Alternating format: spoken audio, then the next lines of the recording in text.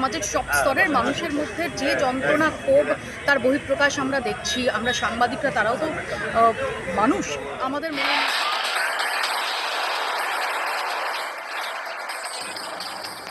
আরজিকর হাসপাতালে কর্তব্যরত এক মহিলা চিকিৎসককে নৃশংসভাবে অত্যাচার করে খুনের ঘটনার প্রতিবাদে এবার সরব হল সাংবাদিক মহল। বৃহস্পতিবার 22শে আগস্ট কলকাতা প্রেস ক্লাবের উদ্যোগে ক্লাব প্রাঙ্গণে এক প্রতিবাদ সভার আয়োজন করেন সাংবাদিকেরা। ঘটনার দ্রুত বিচার চেয়ে অবিলম্বে দোষীদের চিহ্নিত করে শাস্তির দাবি তোলেন উপস্থিত বক্তারা। সাংবাদিক জীবনে আমি এই ধরনের জন আন্দোলন কখনো দেখিনি। সুতরাং যে ধরনের জন আন্দোলন পশ্চিমবঙ্গের বুকে আজ শুরু হয়েছে, সেই আন্দোলনের সাথী হয়ে আজকে আমরা সবাই এখানে সমবেত হয়েছি। যে বিচারের জন্য এখানে আমরা সমবেত হলাম, এখানে লিখলাম, এইগুলো সাধারণত আমরা আমাদের কলমের মাধ্যমে চেয়ে থাকি। কিন্তু আজকে আমাদেরকে পথে নামতে হলো কেন? আমরা এর আগেও অনেকবার নেমেছি, কিন্তু এই ধরনের প্রোটেস্ট আমরা কখনো করিনি। তার কারণ একটাই, আমাদের সাংবাদিকদের ওপর যখন আক্রমণ হয়েছে আমরা রাস্তায় নেমেছি। আজকে যার ওপর আক্রমণ, যে নৃশংস ঘটনা ঘটেছে, তিনি সাংবাদিক কুলের না হয়েও আমাদের দেশের একজন নাগরিক এবং আমাদের অনেকেরই কন্যা সমান। আমাদের প্রত্যেকের বাড়িতেই কারো না কন্যা আছে, মা আছে, সব কিছুই আছে। কিন্তু আজকে আমাদের এখানে সমবেত হতে হলো, তার কারণ যে কোনো কারণেই হোক, অনেকের আপত্তি থাকতে পারে। আমার মনে হয়েছে এই আন্দোলনের ট্রিগার পয়েন্ট হচ্ছে সরকারের যেটা করণীয় ছিল, সরকার সেই কাজটা করে ওঠেনি এবং করেনি বলেও আজকে আমাদেরকে রাস্তায় নামতে হলো। সরকারের একটা দায় ঝেড়ে ফেলার একটা প্রবণতা আছে।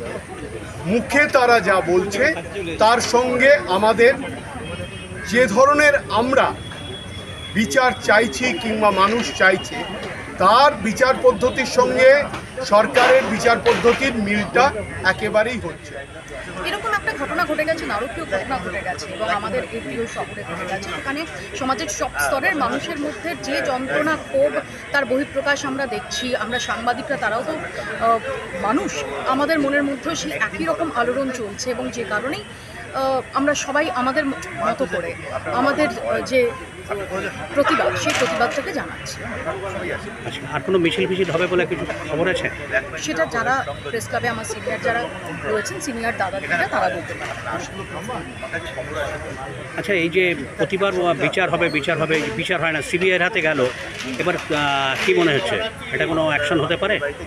আমি সবসময় যেটা মনে করি যে প্রত্যেকের কাজের একটা পদ্ধতি থাকে, প্রত্যেকের কাজের জন্য নির্দিষ্ট কিছু যোগ্যতা থাকে।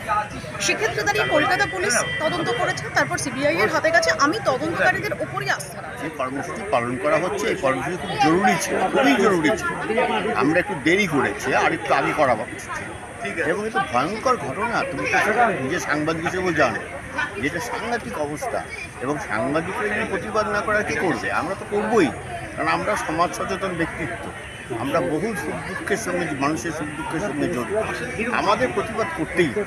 এবং তুমি যে এগিয়ে এসেছো তোমার মতো সাংবাদিকরা, এটাই তো বিরাট ব্যাপার, করা উচিত, প্রতিবাদ করা উচিত। এটাই যে আপনার মোমবাতি জানালাম, শোক জানালাম, দুঃখ জানালাম। হ্যাঁ, আমরা চাই মানুষের মধ্যে চেতনা বাড়বে, মহিলারা যেন আরও নিরাপদ থাকে, আমরা যেন মহিলারা যেন বিপদে না। এখানে কিন্তু নীরব শোক জ্ঞাপন করার এটা সময় নয়, এটা সরব প্রতিবাদেরই সময়। আমরা দেখেছি কিভাবে মেয়েরা রাত দখলে সারা কলকাতায় নেমেছে। আমরা মহিলা সাংবাদিকরাও কিন্তু একই রকমভাবে রাতে কাজ করতে বাধ্য।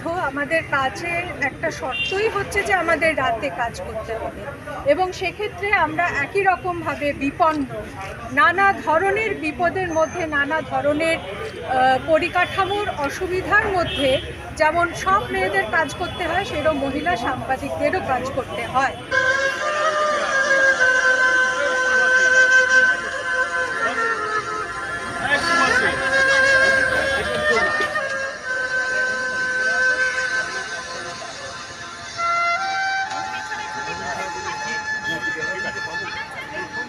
এই ঘটনায় চারিদিকে যেভাবে জনরোষ সৃষ্টি হয়েছে তাতে অবিলম্বে দোষীদের চিহ্নিত করে শাস্তি দিতে না পারলে আইন শৃঙ্খলা পরিস্থিতির ভয়াবহ অবনতি ঘটবে বলেই আশঙ্কা করছেন সাংবাদিক মহল। কলকাতা প্রেস ক্লাব থেকে পরিমল কর্মকারের রিপোর্ট, এখন দিনকাল নিউজ, কলকাতা।